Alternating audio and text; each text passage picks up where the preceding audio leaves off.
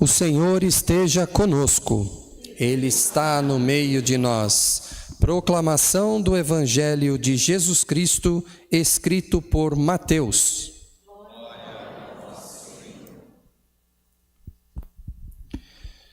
Disse Jesus a seus discípulos: Não vos preocupeis com a vossa vida, com o que havereis de comer ou beber, nem com o vosso corpo, com o que havereis de vestir. Afinal, a vida não vale mais do que o alimento e o corpo mais do que a roupa? Olhai os pássaros do céu, eles não semeiam, não colhem, nem ajuntam em armazéns. No entanto, o vosso Pai que está nos céus os alimenta. Vós não valeis mais do que os pássaros? Quem de vós pode prolongar a duração da própria vida só pelo fato de se preocupar com isso? E por que ficais preocupados com a roupa? Olhai como crescem os lírios do campo. Eles não trabalham, nem fiam. Porém, eu vos digo, nem o rei Salomão, em toda a sua glória, jamais se vestiu como um deles. Ora, se Deus veste assim a erva do campo, que hoje existe, e amanhã será queimada no forno, não fará Ele muito mais por vós, gente de pouca fé? Portanto, não vos preocupeis dizendo: o que vamos comer? O que vamos beber? Como vamos nos vestir? Os pagãos é que procuram essas coisas. Vosso Pai que está nos céus sabe que precisais de tudo isso. Pelo contrário, buscai em primeiro lugar o reino de Deus e a sua justiça, e todas essas coisas vos serão dadas por acréscimo. Portanto, não vos preocupeis com o dia de amanhã, pois o dia de amanhã terá suas preocupações. Para cada dia bastam seus problemas. Palavra da salvação. Glória a vós, Senhor. Podemos sentar e vamos ouvir o canto do querigma.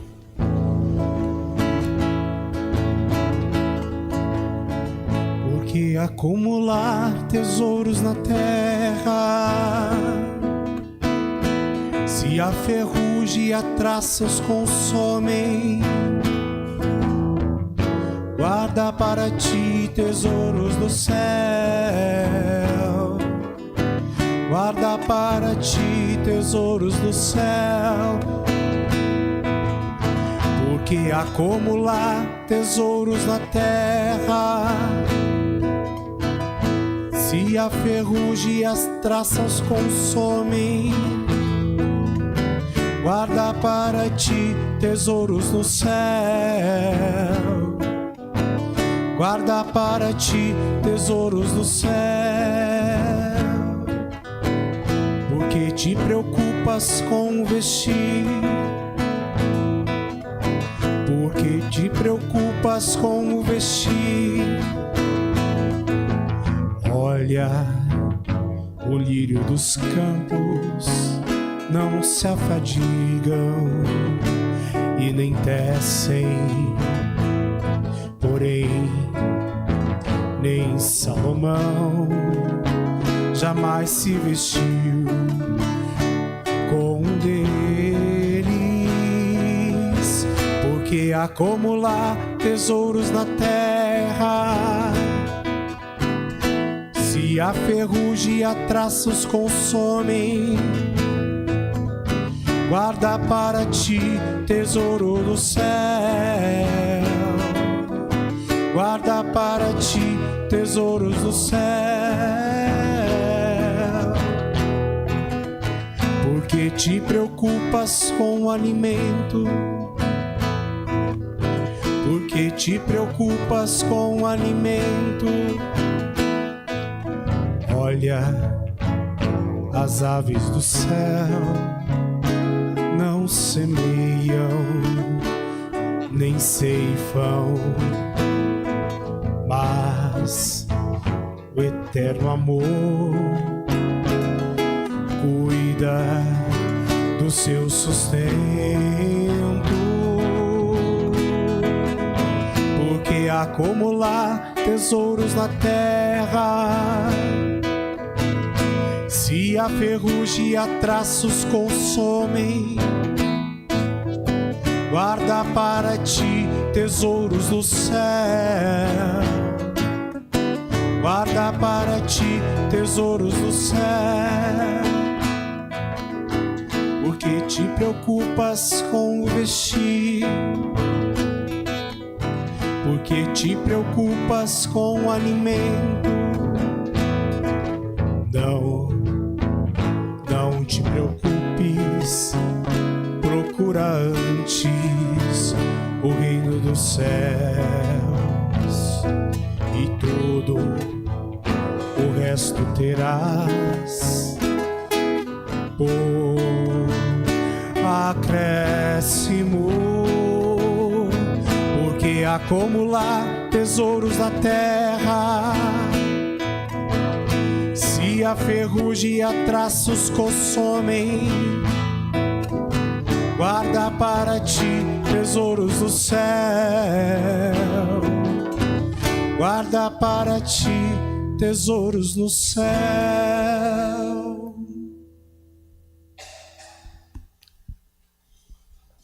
Glória ao Pai, ao Filho e ao Espírito Santo, como era no princípio, agora e sempre. Amém. Irmãos, que bom estarmos aqui hoje, uma palavra belíssima, para a gente fazer aqui uma breve reflexão, e Deus nos convida hoje, que Ele quer que a gente descubra realmente como Ele quer cuidar de todos nós. O tema de hoje, desse querigma, providência divina. Eu quero começar essa reflexão com uma pergunta, e quero que vocês só pensem: como está o meu relacionamento com Deus? Eu converso com Deus todos os dias? Eu converso com Deus sempre, toda hora? O quanto eu permito que Deus penetre na minha vida e que Ele haja em meu lugar? São perguntas pertinentes, irmãos, principalmente essa última que eu fiz. O quanto eu permito que Deus haja dentro da minha vida? Por que essa pergunta? Porque muitas pessoas acham que providência divina é Deus fazer aquilo que Ele tem que fazer, eu querendo ou não. E Ele cuida de mim, então eu vou esticar uma rede entre dois coqueiros e ficar tomando água de coco o dia inteiro, porque Ele vai cuidar de mim. Isso é providência divina? Não, isso não é providência divina. Tanto é que isso, Paulo nos exorta nas suas cartas, que quem não trabalha não deve comer. Então algo nós temos que fazer para que Deus haja na nossa vida. Uma breve reflexão aqui sobre a primeira e a segunda leitura, que fazem parte do nosso querigma de hoje. Primeira leitura, livro do profeta Malaquias, um dos últimos profetas do Antigo Testamento. O contexto histórico do livro de Malaquias é o seguinte: a Babilônia havia acabado de cair pelo rei da Pérsia, Ciro o Grande, e ele permitiu que o povo judeu voltasse da Babilônia para Jerusalém. Eles reconstruíram, a primeira coisa que fizeram foram reconstruir o templo, mas a cidade estava arrasada, não tinha nada. Então, após alguns anos, eles reconstruíram o templo e ali estava uma bagunça. Cada um fazia o que queria, inclusive os sacerdotes. Os sacerdotes se vendiam fazendo sacrifícios a outros deuses. Jerusalém estava uma bagunça. E ali nos conta, nesse livro, um povo sem fé, sem esperança. E que Deus diz que eles estavam querendo enganar a Deus no dízimo, lá na coleta. Essa foi só uma das formas, gente, que Deus disse: vocês estão fora da minha bênção. Ali ele usa maldição, mas nós sabemos que essa é uma palavra mal utilizada no Antigo Testamento. Deus não amaldiçoa ninguém, mas pessoas podem ficar fora da bênção. Fora da bênção. E isso é o que estava acontecendo com o povo judeu, que como não tinha fé, não tinha esperança, estava fora da bênção. E ali o símbolo utilizado é que eles não reconheciam que Deus estava com eles, então eles não pagavam o dízimo. Segunda leitura, pode passar, Gerson. Já na segunda leitura, Atos dos Apóstolos, o início da igreja, nos conta como as primeiras comunidades viviam. Elas viviam aquilo que Jesus tinha pedido, para que vivessem em comunidade, cada um repartia o que tinha. Eles até iam além, eles vendiam as propriedades e cada um dava ali o dinheiro lá para a comunidade e eles viviam na bênção. Por quê? Porque ali é pelo dinheiro que eles davam? Não, é por eles estarem vivendo segundo a palavra de Deus. E com isso eles eram abençoados. Então aqui nós temos dois exemplos de um povo lá atrás, lá em Malaquias, sem fé, sem esperança, e aqui depois, em Atos dos Apóstolos, um povo já com fé, que vive de acordo com o plano de Deus. No Evangelho, pode passar. Aqui fica muito claro. Aqui Jesus ensina a cada um de nós o que é providência divina. Então aqui ele diz para que a gente não se preocupe com o que vestir, não se preocupe com o que comer. Só os pagãos fazem isso. Quem são os pagãos? São aqueles que não têm fé, são aqueles que não acreditam. Porque aí ele usa, né, as metáforas aqui da ave, né, das aves do céu, do lírio, certo? Então, com isso, a gente pode tirar assim: então se ele cuida dos lírios, ele cuida das aves, ele cuida também de nós. Mas tem um versículo que para mim é chave nesse evangelho. Essa é a chave do evangelho. Versículo 33. Eu vou ler o 32 também. Portanto, não vos preocupeis dizendo o que vamos comer, o que vamos beber, como vamos nos vestir. Os pagãos é que procuram essas coisas. Vosso Pai que está no céu sabe muito bem do que precisais. Então Deus sabe tudo o que a gente precisa. Aí vem o 33. Pelo contrário, buscai em primeiro lugar o reino de Deus e a sua justiça, e todas essas coisas vos serão dadas por acréscimo. Perceberam, gente, que não é ficar parado esperando as coisas cair do céu. Nós temos que buscar primeiro o reino de Deus e a sua justiça. Aí sim, Jesus disse, e tudo mais vos será acrescentado. Esse é o grande segredo, meus irmãos e minhas irmãs. É aí, como diz o ditado popular, é aí que a porca torce o rabo. Porque eu preciso buscar o reino de Deus. Eu preciso ter fé, eu preciso ter esperança. Olá, o pessoal, né, dos adultos, estávamos falando semana passada sobre as 3 virtudes teologais, fé, esperança e caridade. São as 3 virtudes que nós precisamos fazer com que ela cresça, para que nós sejamos filhos de Deus, santos e herdeiros do céu. Eu não vou nem falar de caridade aqui, porque essa é a última. Mas sem fé, sem esperança, não se entra no reino de Deus. E buscar o reino, então, é fazer com que a fé cresça, com que a esperança cresça. Tá bom, André, e aí? Como é que eu faço isso? Esse é o segredo. É por isso que vocês estão aqui hoje. Porque Deus quer que a nossa fé cresça. Deus quer que a nossa esperança cresça. Mas como pratica a fé? Como pratica a esperança? Como eu faço para aumentar a minha fé? E como eu faço para aumentar a minha esperança? É muito simples. Como eu faço para aprender a andar de bicicleta? Eu vou ter que andar de bicicleta. Como eu fico bom andando de bicicleta? Cada vez mais andando de bicicleta. Como faz para eu ficar bom, sei lá, no futebol, no tênis? Eu tenho que praticar. Então eu tenho que praticar a fé e praticar a esperança para que elas cresçam. E como funciona praticar a fé? André, como é que eu pratico a fé? Gente, a fé é acreditar, não é? Eu acredito em Deus, então eu tenho a fé. Eu preciso cada vez mais fazer exercícios para que eu aumente a minha fé. Gente, Deus ele quer te dar a fé, mas não tem varinha mágica. Não existe assim, olha, Senhor, me dá a fé. Ele faz a varinha mágica e amanhã você acorda cheio de fé. Isso não existe. Deus ele vai te dar todas as oportunidades para aumentar a sua fé. Ou quando você pede paciência para Deus, você acha que você vai adquirir paciência? Como? Deus vai te dar momentos para que você pratique a paciência.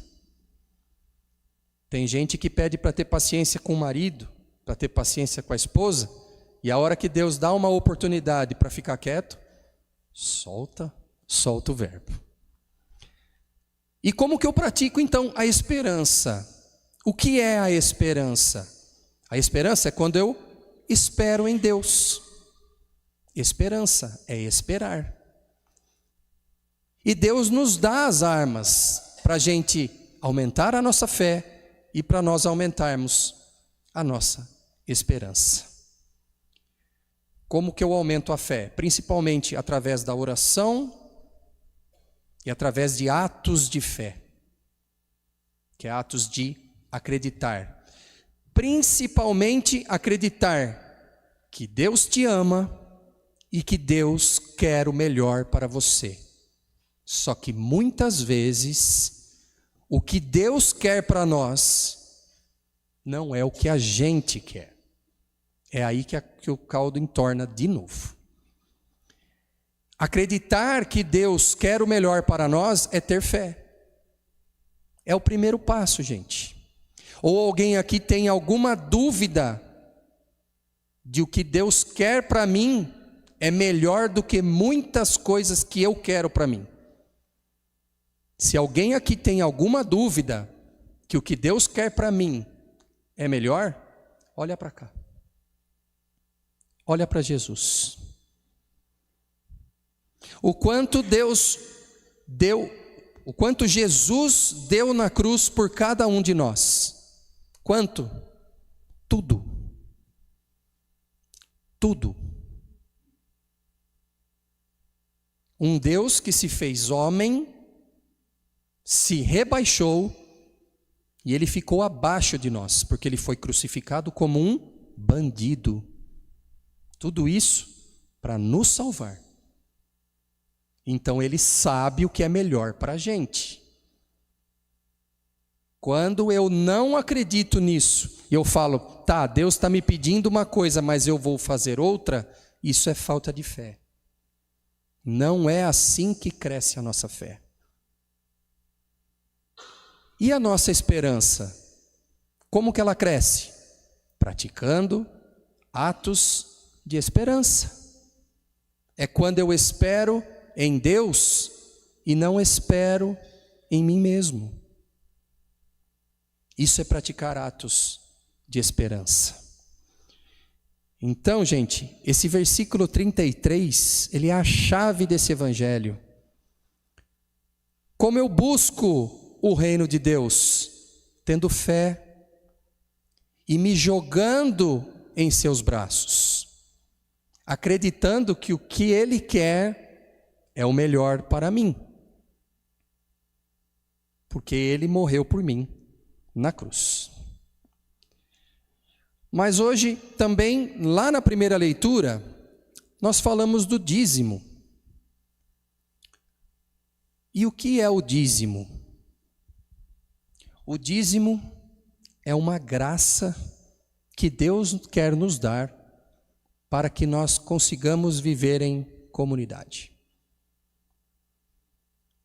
O dízimo hoje, irmãos e irmãs, ele foi, infelizmente, ele foi rebaixado há uma coisa assim: que saco dar dinheiro para a igreja. Que saco. Coloquei meu filho lá na catequese, agora tem que dar dinheiro para a igreja. E isso não é verdade. Primeiro, porque Deus não te obriga a nada. Deus pediu o dízimo? Sim, Deus pediu o dízimo. Tem várias passagens, inclusive essa de hoje que nós lemos, lá de Malaquias. Ele pede. Se Ele pede para a gente dar o dízimo, é porque é melhor para a gente. É melhor para a gente. Isso é um ato de esperança. Gente, não tem como viver, querer o Cristo, participar da igreja, vir na missa, rezar em casa, se você não sair do seu lado religioso, que é bom, que deve ter a religiosidade, os sacramentos, a missa, isso deve ter. Mas se essa parte religiosa, eu não transformá-la em atos espirituais, nós estamos perdendo tempo na igreja. E uma das armas que Deus nos dá dentro da comunidade, para a gente viver essa experiência com Deus, é o dízimo. Para quem já dá o dízimo todo mês, sabe do que eu vou falar. É uma experiência gratificante quando a gente, por exemplo, dá o dízimo e chega no final do mês e você fala assim: olha, esse dinheiro eu até esqueci que eu dei e não fez falta. Porque não faz falta. Quem ama a comunidade, e Jesus pediu para que nós vivêssemos em comunidade, senão ele não teria fundado uma igreja, senão Paulo não teria fundado comunidades, senão não leríamos hoje Atos dos Apóstolos vivendo em comunidade. Se você realmente ama a sua comunidade, seja ela qual for, aqui, em outra paróquia, e você quer pertencer à comunidade, não tem nada melhor do que trabalhar pela comunidade e ajudar a comunidade. Sim, financeiramente também, segundo a possibilidade de cada um. Porque eu participo dessa paróquia aqui faz mais de 20 anos. E ao longo desses 20 anos, ela teve uma transformação muito grande em todos os sentidos. Construções, aquela parte de cima não tinha. A igreja, o jeito que está agora. As salas de catequese, que se alguém aqui não conhece, pode conhecer. Todas reformadas, todas com mesas novas, todas com ar-condicionado. E é uma alegria muito grande para a comunidade a gente ver isso e poder falar assim: poxa, eu participei disso com o meu dízimo. É gostoso, porque a gente passa a realmente pertencer a uma comunidade. Trabalhar sim, vir aqui, pregar o querigma, fazer as flores, ajudar a limpar a igreja, isso é ótimo, mas a gente poder também colaborar é muito bom. É muito bom, faz a gente pertencer à comunidade. Eu vou dar um testemunho breve aqui, não sei se vocês viram, mas tem uma câmera nela atrás que está me pegando aqui, tem a câmera ali, tem mais, Márcio? Tem aqui, né? Essa aqui já era velha, já era antiga. Tem ali atrás, mas particularmente aquela câmera ali, ó, aquela lá, ela estava ali. Na época da pandemia, que pegou todo mundo desprevenido, nós montamos uma equipe de última hora para que as missas fossem transmitidas. Nós começamos em 3, 4, e as primeiras missas que a gente transmitiu, para que a comunidade Santo Antônio não ficasse sem transmissão de missa, porque missa você tinha em vários canais. Mas, e a missa da comunidade Santo Antônio? Pelo menos uma, né? A gente queria transmitir. A primeira transmissão que a gente fez foi com uma webcam segurando na mão. Uma webcam segurando na mão. E aí nós fomos melhorando, passou para um celular, daqui a gente transmitia. E eu ganhei um cabo de rede de 50 metros que eu ligava lá na secretaria. Mas as missas foram transmitidas. Aí o padre Genival perguntou, o que seria o ideal para a gente fazer algo bom para transmitir a missa e que depois ficasse para a gente? Aí nós fomos atrás e vimos aquela câmera ali. R$ 2.300. Época de pandemia. Igreja vazia. Sem missa. Dízimo lá embaixo. Numa das transmissões, o padre falou assim, nós precisamos de uma câmera de R$ 2.300 para fazer as transmissões da missa. Eu sei quem fez essa doação. Uma pessoa só. Dizimista e doou a câmera de R$ 2.300. Fui eu que fui buscar na loja. A pessoa doou para a igreja, o padre pagou e eu fui buscar. Gente, a alegria que essa pessoa deve ter sentido por pensar assim, graças à minha ajuda, não graças a mim, graças à minha ajuda, a paróquia Santo Antônio não parou na pandemia. E isso foi de muita ajuda. Porque depois, eu não sei se vocês lembram, teve uma época que a gente transmitia a missa e depois ia lá para o salão e dava comunhão. E aí lá o povo ajudava. Então por que eu estou falando isso? Porque Deus, gente, Ele dá essa forma da gente se desapegar. O dízimo, ele é uma forma de você cumprir o primeiro mandamento. Qual é o primeiro mandamento? Amar a Deus sobre todas as coisas. Se eu não dou o dízimo, será que eu estou realmente amando a Deus acima do meu dinheiro? Ah, mas o que o padre vai fazer com o dinheiro? O que o padre vai fazer com o dinheiro é outra história. Se ele fizer coisa errada, é ele que vai se entender. Mas você faz essa experiência. Quanto, André? 10%? Não, não precisa ser 10%. Só não pode ser 10 centavos. Certo?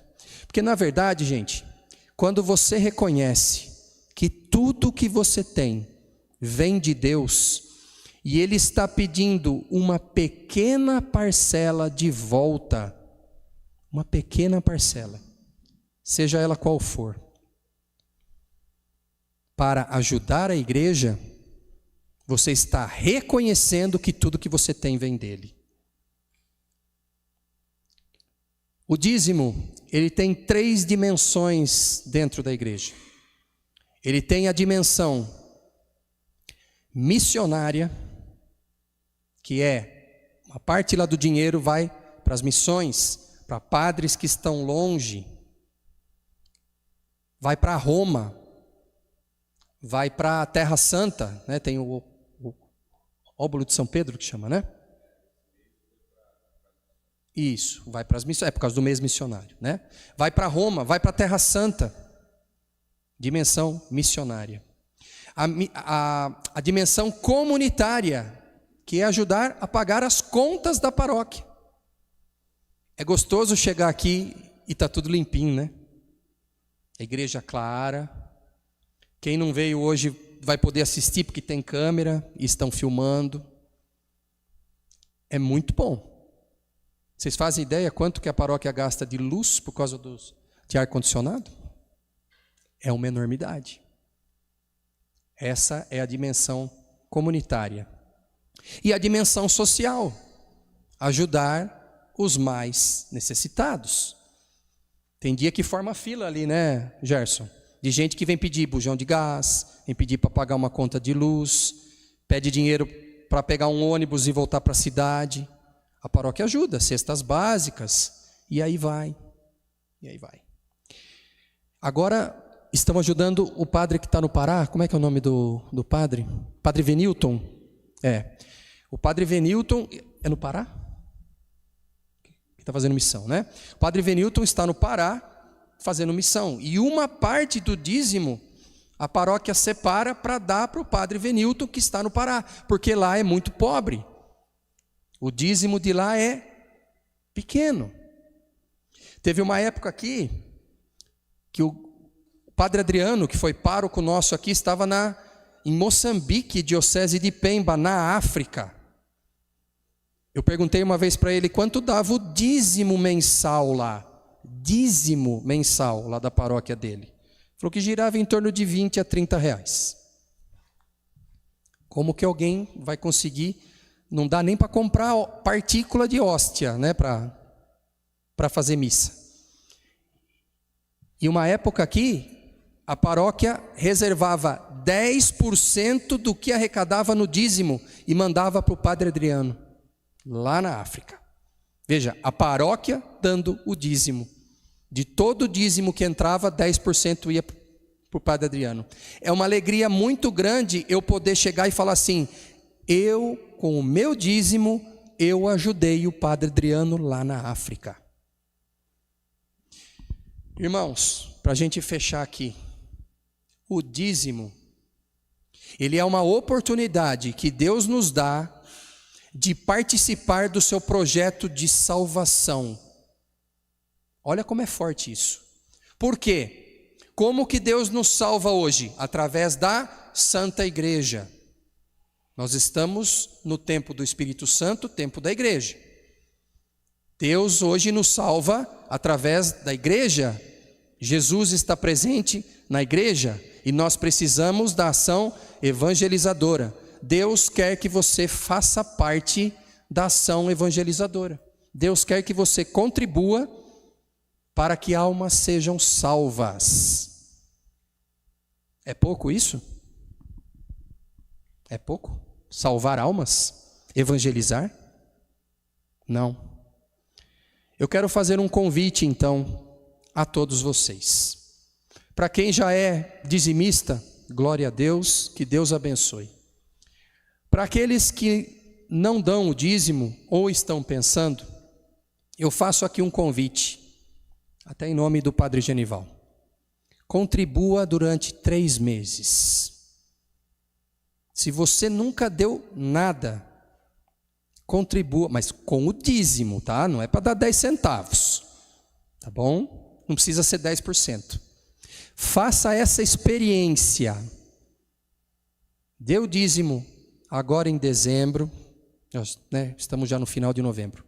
Dê o seu dízimo. Verdade. Dê o seu dízimo em novembro. Eu já estou lá na frente. Dê o seu dízimo em novembro. Dê o dízimo em dezembro e em janeiro. E depois veja o quanto Deus te abençoou na sua vida. Faça essa experiência. Só dá para fazer a experiência quando eu me jogo. Lembra que eu falei da fé? Eu só vou aumentar a minha fé quando eu faço atos de fé. Eu só vou aumentar a esperança quando eu fizer atos de esperança. Se eu espero em Deus, eu me jogo em Deus. Faço esse convite. 3 meses. E pense naquilo que Deus está fazendo por você. Eu tenho certeza que vai ser um passo muito grande para você ter mais esperança. E quanto mais esperança você tem, mais você quer se jogar em Deus. E aí você aumenta a sua esperança, você aumenta a sua fé, e aí você chega na caridade, que é o amor de Deus. Finalizo hoje, irmãos, já que nós estamos na paróquia Santo Antônio, existe uma história de Santo Antônio que não é muito contada, mas que Santo Antônio um dia, ele teve uma conversa com Jesus dentro do sacrário. Pelo menos é o que nos conta. E que dentro do sacrário, ele pôde fazer, porque Santo Antônio tinha muita devoção pela Sagrada Eucaristia. E dentro do sacrário, ele perguntou para Jesus, Jesus, o que você fica fazendo dentro do sacrário sozinho? E Jesus responde para Santo Antônio, eu fico aqui esperando que alguém venha me adorar, conversar comigo e principalmente que venha aqui para que eu me dê todo na Eucaristia. Deus quer nos dar tudo. Jesus quer nos dar todas as graças que nós precisamos para a nossa vida. O único que pode impedir as graças que Deus quer me dar sou eu mesmo. Quando? Quando eu não me jogo nos seus braços. Permita que Deus faça essa chuva de bênçãos na sua vida. Vamos ouvir de novo o canto do querigma.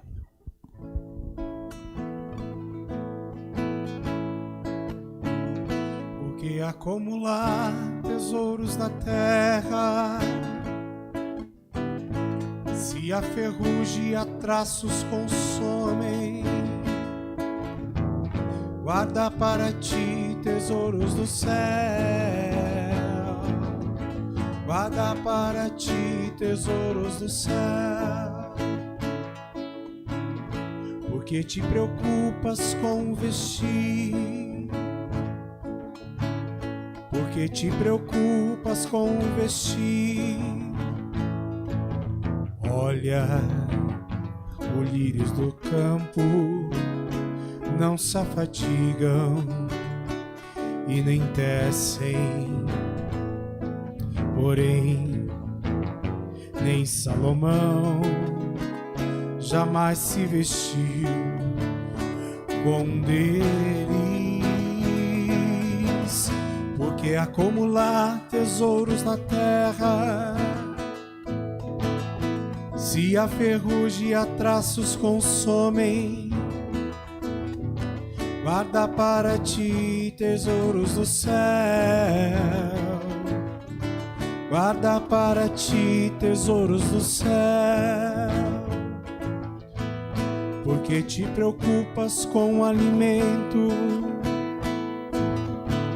porque te preocupas com o alimento.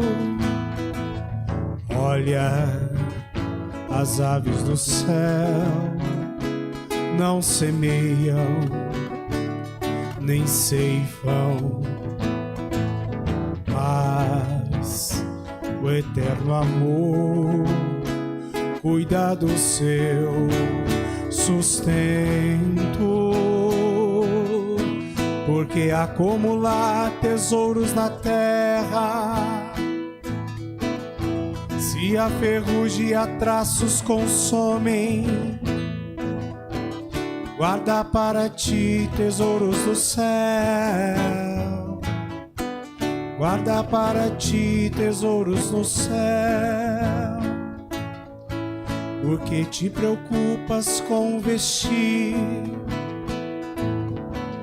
porque te preocupas com o alimento. Não te preocupes, procura antes o reino dos céus, e todo o resto terás por acréscimo. Porque acumular tesouros na terra, se a ferrugem e a traços consomem, guarda para ti tesouros no céu, guarda para ti tesouros no céu.